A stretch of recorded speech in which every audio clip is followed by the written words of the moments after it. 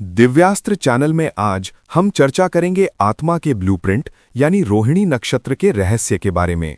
इसमें हम जानेंगे कि ब्रह्मांड का सबसे उत्तम अवतार क्या है, इस नक्षत्र का वास्तविक भाग्योदय कब होता है, रोहिणी नक्षत्र की सबसे बड़ी ताकत और चुनौती क्या है, इनका स्वास्थ्य कैसा रहता है, इस नक्षत्र में जन्मे जातक की मुख्य विशेषता क्या है।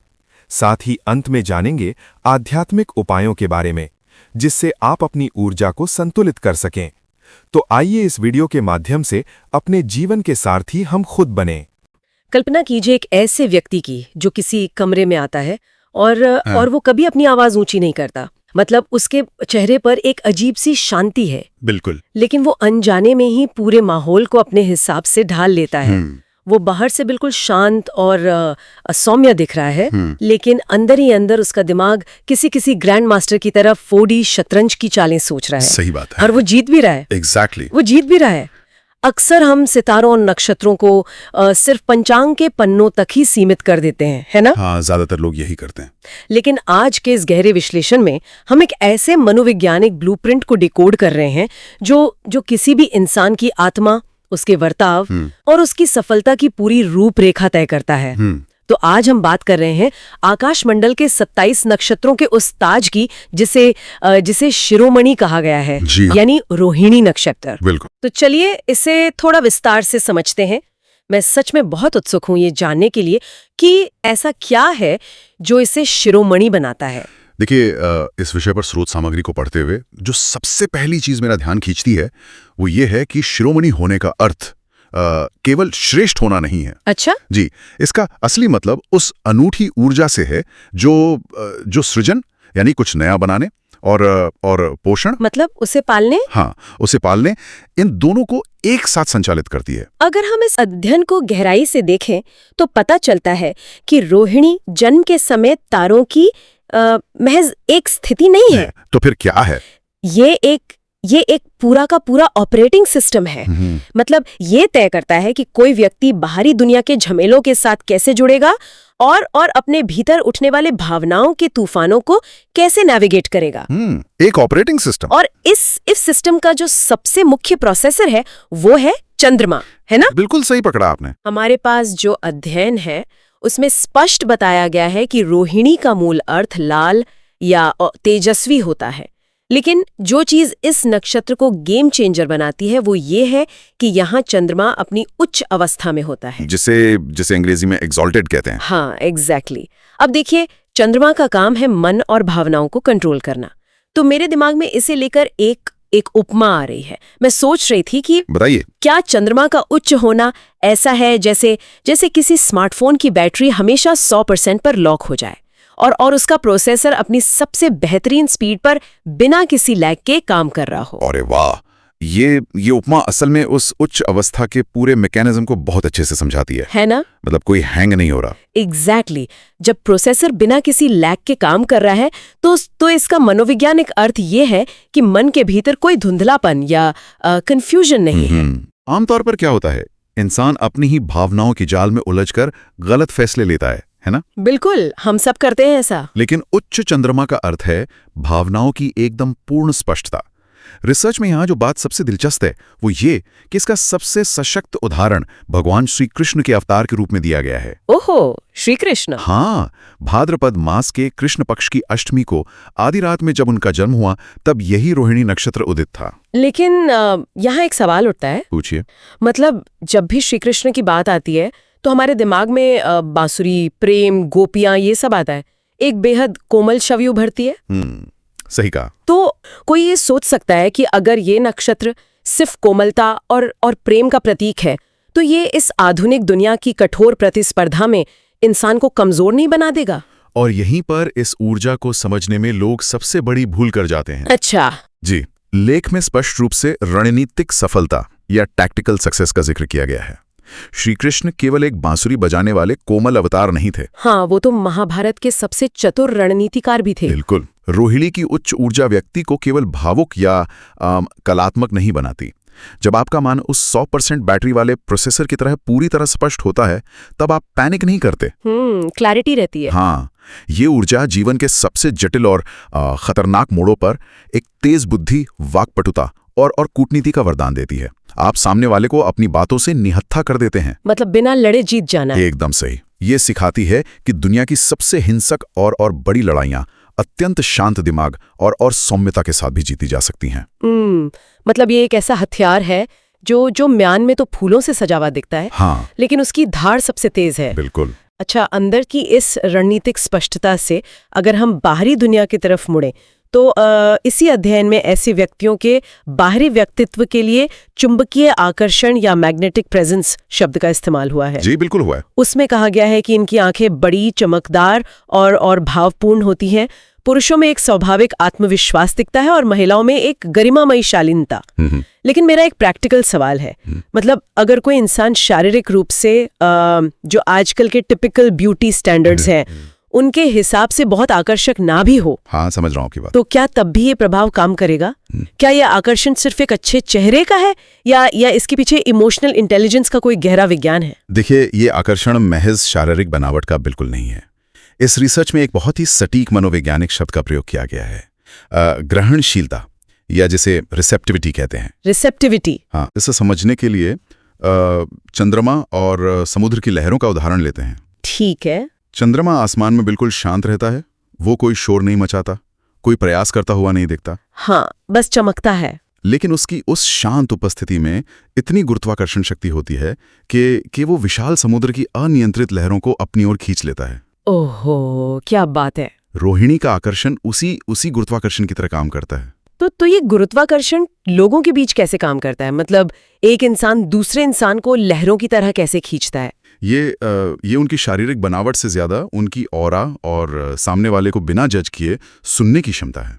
मतलब एक अच्छा श्रोता होना। हाँ, जब आप किसी ऐसे व्यक्ति के पास बैठते हैं जो आपकी बातों को सिर्फ जवाब देने के लिए नहीं सुन रहा, हाँ, बल्कि आपकी अनकही भावनाओं को सोख रहा है, समझ रहा है, तो आप स्वतः ही उसकी तरफ खींचे चले जाते हैं। लेख में इसे दिव्य दृष्टि और पोषण की ऊर्जा कहा गया है। ये बहुत जरूरी है आज के समय में। बिल्कुल। मनोवैज्ञानिक रूप से हर इंसान दुनिया में खुद को सुरक्षित महसूस करना चाहता है ना? हाँ, सेफ फील करना सबको अच्छा लगता है। तो जब रोहिणी की ऊर्जा वाला व्यक्ति अपनी ग्रहणशीलता से सामने वाले को ये महसूस कराता है कि वो उसके साथ सुरक्षित है, तो यही सुरक्षा का एहसास उस इंसान को दुनिया का सबसे आकर्षक व्यक्ति बना देता है। मतलब ये भारी सुंदरता नहीं, बल्कि भीतर से आने वाली एक हीलिंग प्रेजेंस है। एकदम सही। ये बहुत ही गहरी बात है। लोग उस चेहरे की तरफ नहीं खिंच रहे हैं, वो सुकून की तरफ खिंच रहे हैं जो वो व्यक्ति उन्हें दे रहा है। बिल्कुल।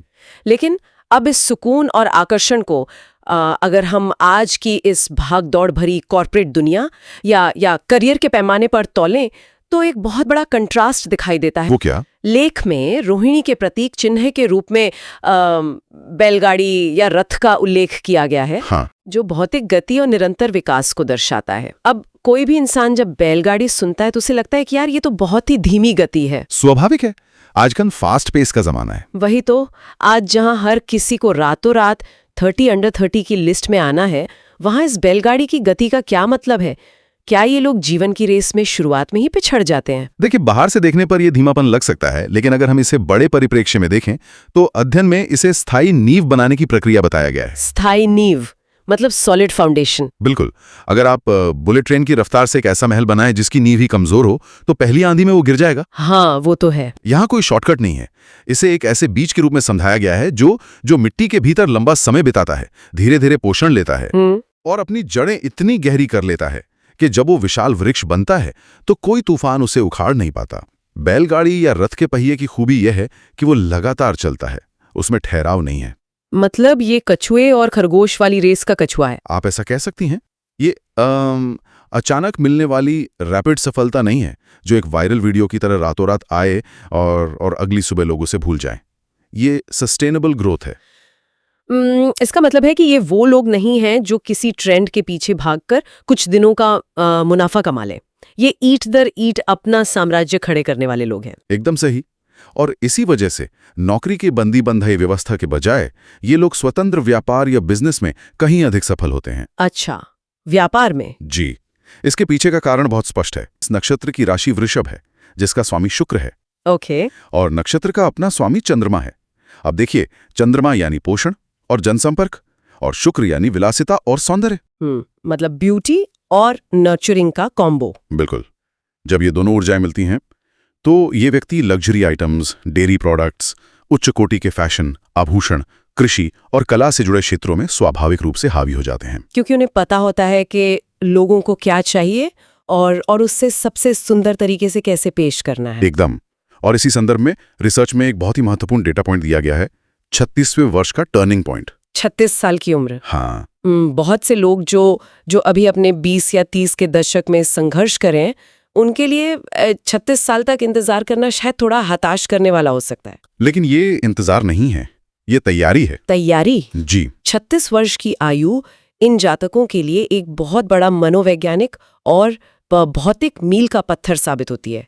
इस उम्र तक आते आते वे अपने जीवन की उस धीमी लेकिन अभेद्य नींव को तैयार कर चुके होते हैं। मतलब तब तक वो अपना बेस बना चुके होते हैं। हाँ, उन्हें दुनिया की समझ, अपने कौशल पर पकड़ और लोगों का विश्वास हासिल हो चुका होता है। 36 के बाद उनका जो वास्तविक भाग्योदय होता है वो एक ऐसा साम्राज्य होता है जहां उन्हें स्थायी प्रतिष्ठा मिलती है। वो कोई तुक्का नहीं होता, बल्कि उन 36 सालों की साइलेंट वर्किंग का नतीजा होता है। वाह। लेकिन अपना खुद का साम्राज्य बनाने और हर वक्त दूसरों की भावनाओं को सोखते रहने की इस पूरी प्रक्रिया की कोई ना कोई भारी कीमत तो चुकानी ही पड़ती होगी। कीमत तो हर चीज की होती है। वही ना। मतलब आप हर समय एक इमोशनल स्पंज बन के नहीं रह सकते, कभी ना कभी तो वो स्पंज टपकेगा ही। बिल्कुल टपकेगा। हमारी रिसर्च में स्पष्ट रूप से भावनाओं के समुंदर और एक बहुत बड़ी मनोवैज्ञानिक कमजोरी का जिक्र है, और वो है अधिक मोह या पॉजेसिवनेस। हाँ, ये इस पूरे ब्लूप्रिंट का सबसे नाजुक हिस्सा है। देखिए, चंद्रमा मन का कारक है, इसलिए इन लोगों के लिए इमोशनल सिक्योरिटी यानी भावनात्मक सुरक्षा ऑक्सीजन के समान होती है। इसके बिना उनका दम घुटने लगता है। जी। अपनी माता से गहरा जुड़ाव, परिवार के प्रति बिना शर्त समर्पण और रोमांटिक रिश्तों में एक अटूट वफादारी इनकी पहचान होती है। लेकिन जब आप किसी से इतना गहरा जुड़ जाते हैं तो उसे खोने का डर भी उतना ही बड़ा हो जाता है। सही बात। और ये डर, ये इनसिक्योरिटी अधिक मोह या पॉजेसिवनेस में बदल जाती है। ये अधिकार भाव या पॉजेसिवनेस तो ऐसा है जैसे आप किसी बेहद नाजुक पौधे से इतना ज्यादा प्यार करने लगे कि उसे रोज जरूरत से ज्यादा पानी देने लगे। बहुत उम्दा उदाहरण है ये, है ना? आप सोच रहे हैं कि आप उसे प्यार से सींच रहे हैं, उसे बचा रहे हैं, लेकिन हकीकत में उस अत्यधिक पानी की वजह से उस पौधे की जड़ें ही गल रही हैं। और इस लेख की मूल चेतावनी भी यही है। जब कोई व्यक्ति असुरक्षा या डर में होता है तो वो चीजों को, रिश्तों को बहुत कस के पकड़ने की कोशिश करता है, और जिस चीज को आप बहुत जोर से पकड़ेंगे वो टूट जाएगी। ये उसका दम घुट जाएगा। असली पोषण या नर्चरिंग का अर्थ केवल प्यार देना नहीं है, बल्कि उस प्यार को विकसित होने के लिए पर्याप्त मानसिक स्पेस देना भी है। स्पेस देना बहुत जरूरी है। बिल्कुल। इन जातकों की सबसे बड़ी चुनौती यही है कि ये प्यार और अधिकार के बीच की उस बारीक रेखा को अक्सर पार कर जाते हैं। और जब ये इमोशनल टेंशन अंदर ही अंदर बढ़ता है, कोई बात दबा कर रखी जाती है, तो शरीर पर भी इसका सीधा असर दिखता होगा। 100%। क्योंकि मन और शरीर ये कभी अलग अलग काम नहीं करते। अध्ययन में स्वास्थ्य के मोर्चे पर इसके प्रभावों को बहुत ही वैज्ञानिक ढंग से समझाया गया है। क्या बताया गया इसमें? चूंकि ये लोग भावनाओं को अपने भीतर समेट कर रखते हैं, तनाव को बाहर निकलने का रास्ता नहीं देते, इसलिए शरीर के कुछ विशेष संवेदनशील अंगों पर इसका प्रहार होता है। जैसे कि सबसे ज्यादा प्रभाव गले पर पड़ता है। गले पर? हाँ, जो कि अनकही बातों या दबाए गए संवाद का केंद्र है। गले की समस्या, फेफड़ों का संक्रमण या छाती में भारीपन की शिकायत इन्हें अक्सर होती है। Make sense. इसके अलावा चंद्रमा शरीर में जल तत्व का प्रतिनिधित्व करता है, इसलिए वाटर रिटेंशन के कारण घुटनों और पैरों के जोड़ों में सूजन आम है इनके लिए। और महिलाओं के मामले में ये मानसिक तनाव अक्सर उनके हार्मोनल संतुलन को बिगाड़ देता है, जिससे अनियमित मासिक धर्म जैसी शारीरिक चुनौतियां सामने आती हैं। ओहो, तो इसका सीधा अर्थ ये है कि अपनी भावनाओं को मैनेज करना, अपने डर को काबू में रखना, ये इनके लिए सिर्फ रिश्तों को बचाने या मानसिक शांति का मसला नहीं है। बिल्कुल नहीं, बल्कि ये उनकी अपनी शारीरिक सेहत को जिंदा रखने के लिए सबसे जरूरी है। एकदम सही, कि प्रकृति के करीब रहना और जल का पर्याप्त सेवन करना इनके लिए बहुत फायदेमंद है। पानी पीना? हाँ, पानी वैसे भी चंद्रमा का तत्व है, तो पानी के पास समय बिताना या जल से जुड़े उपाय उनके इस गहरे तनाव को शांत करने की एक प्राकृतिक कुंजी हो सकती हैं।